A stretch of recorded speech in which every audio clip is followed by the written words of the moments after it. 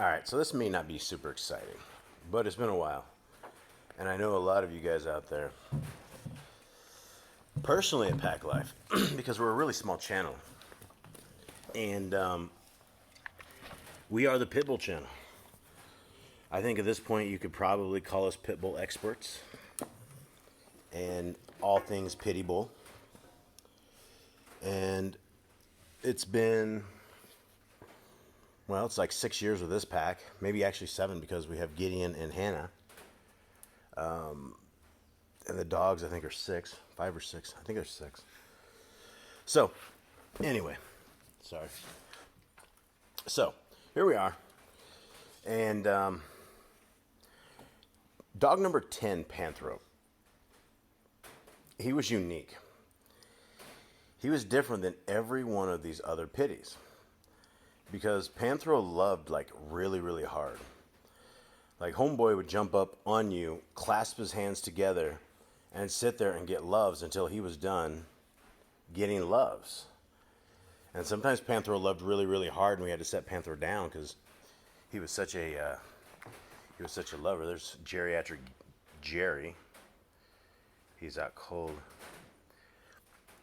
So Panthro loved really hard, and so it was really, really sad when we lost Panthro. Because as cool as all these pitties are, they're very, very unique, like every single one of them. And so, as Joshua, stop. Joshua, stop that. It's a bird. We live in the middle of a jungle, bro. Disrupt the thing. So as we found this other dog, we go to hang out at this one place on Tuesdays. And this other dog, Choco, or Choca, I don't know, I think it's Choco. He was amazing. And he was just probably about a 1-year-old. And he was just like Panthro. He came and he jumped up and nobody could believe it. Because, the first thing nobody does is they go up to a pit bull. And, we don't just get up to a pit bull. We love our pitties. And so I started loving on this dog. And this dog jumped up and he wouldn't let me go. He jumped up, grabbed my neck, started nibbling my ears. And people aren't used to that. People are not used to people being able to manhandle pit bulls. Or understand pit bulls to know that the dog's not attacking you, and it's just the thing. And so, let's go over here, see what Josh is going on. Josh, you gonna do something good for us? So, as Choco was giving me mad loves, it really, really reminded me of Panthro. It reminded me how much I love Panthro, and how every one of these dogs are so special and so extra cool, and that I'm just blessed to be able to be a pack commander.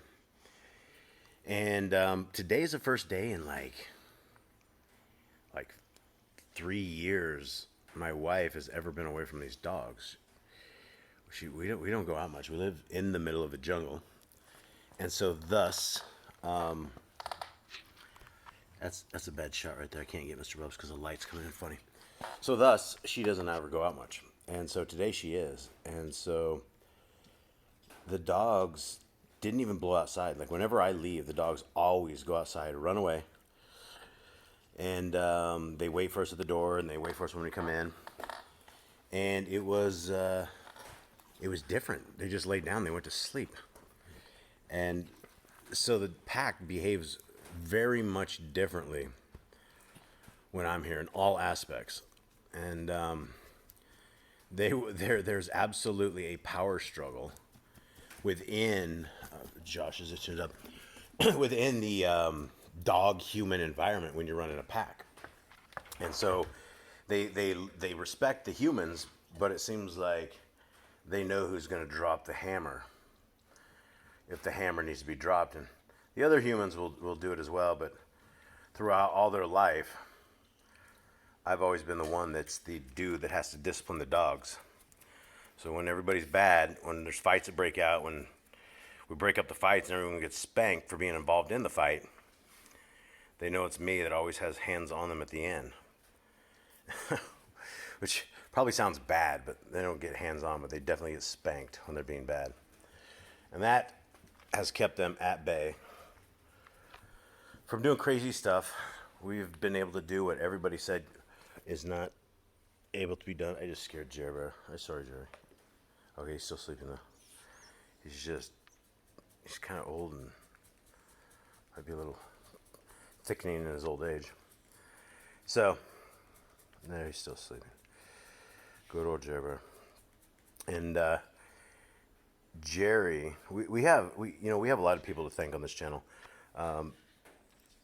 Jeff and Chris have been legends for this pack, and they've changed the lives of the pack in so many different ways that I can't even thank enough, because the only reason that Jerry, I think, is even like walking right anymore is because of these CDB pills that we probably would have never thought to get.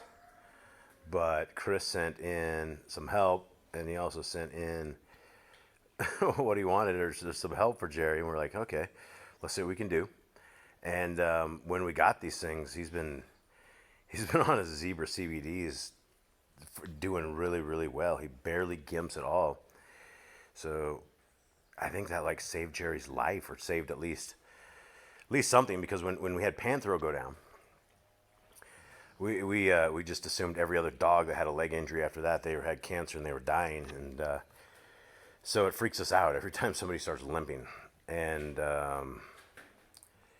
Panthro was just really, really a special dog. And I know there's other special dogs out there. I know any of you guys that ever had dogs. Wow, I about fell over a dog. Speaking of which, Mr. Bubs sat down right behind me. We almost all went down. And so anyone that has dogs, you guys know how special these things are and how miraculous they are. And so check out Leo, right? So this thing right here, it's the smallest bed in this. It's not meant for giant pit bulls. But Nicole brought this out, and at first nobody wanted it. Nobody ever sat in it. So we put it away, and then we brought it out again. And now everybody wants to sit in it, and everybody fights for it. So Leo will sit in this little tiny thing and cuddle up and kind of whine at night, because he is one of the dogs that he kind of has a home with Cade, but he kind of wanders free. He's a free dog. And so Mr. Bubbles, what are you doing, Holmes? I don't know, we just backed you guys. So the jungle is a hostile environment.